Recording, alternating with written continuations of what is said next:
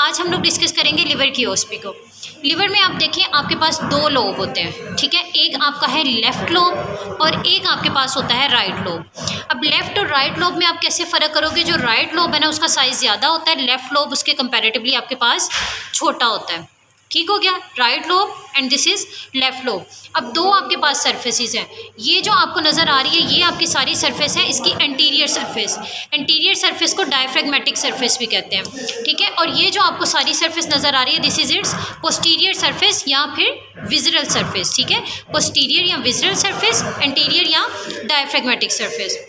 अब आ जाते हैं हम लोब्स पे, राइट लोब और लेफ़्ट लोब। वो कौन सी चीज़ है जो राइट लोब और लेफ़्ट लोब को सेपरेट कर रही है? ये लिगामेंट। ये लिगामेंट आपको नज़र आ रहा है जो इन दोनों के दरमियान सेपरेशन पॉइंट है। इस लिगामेंट को हम लोग कहते हैं फेल्सीफॉर्म लिगामेंट, ठीक है। अब ये फेल्सीफॉर्म लिगामेंट जो है ना पोस्टीरियर साइड पे आके कंटिन्यू किस में हो रहा है? ये लिगामेंट में। दिस इज़ राउंड लिगामेंट और लिगामेंटम टीरीज, ठीक है। इस लिगामेंट को आप क्या कहते हो? लिगामेंटम टीरीज, ठीक हो गया। अब फेल्सीफॉर्म लिगामेंट जब लेफ्ट साइड पे जाता है ना तो ये बन जाता है लेफ्ट ट्रायंगुलर लिगामेंट। तो ये जो आपको लिगामेंट नज़र आ रहा है this is left triangular ligament. ये आपको यहाँ पे जो राइट साइड पे लिगामेंट नज़र आ रहा है ये पहले आपके पास होता है right coronary ligament. Right coronary ligament आगे आके ये यहाँ पे जो आपको लिगामेंट नज़र आ रहा है ये क्या बन जाता है?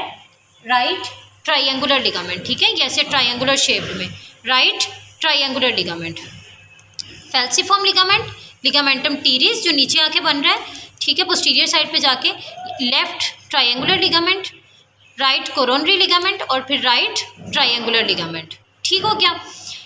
अब यहाँ पे ये जो आपको नज़र आ रहा है this is inferior vena cava, ठीक हो गया। अब यहाँ पे हम लोग देखते हैं इसके विज़रल सरफेस पे। विज़रल सरफेस पे हम लोग देखें तो हमें इस चीज़ का तो पता है, ये हमारे पास क्या है?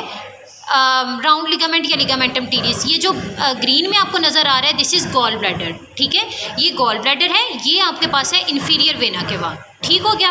Gall bladder, inferior vena cava.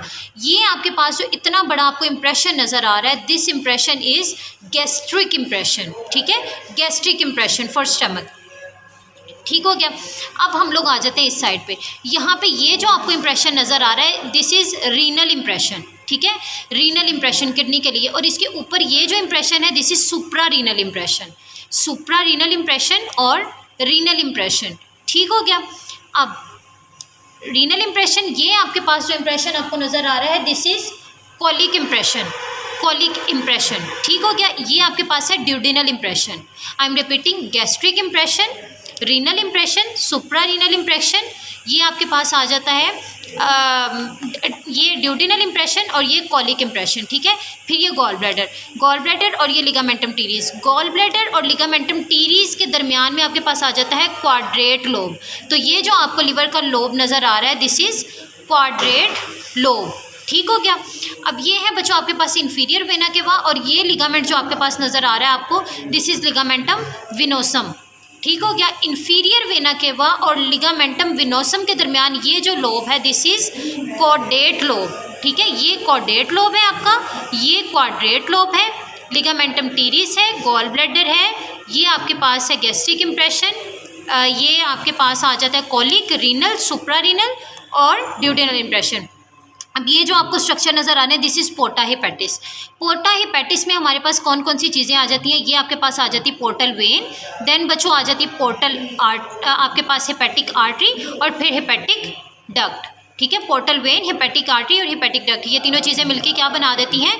पोर्टा hepatitis, ठीक हो गया। तो लिवर में बच्चों हमारे पास यही था। अच्छा, ये जो हमें नज़र आ रहा है दिस इज़ बेयर एरिया। ये आपके पास होता है बच्चों लिवर का बेयर एरिया। और ये जो आपको नज़र आ रही है दिस इज़ सिस्टिक डक्ट, ठीक है। गॉल ब्लैडर की एक्सटेंशन से ये जो निकल रही है this is cystic duct and this is bare area.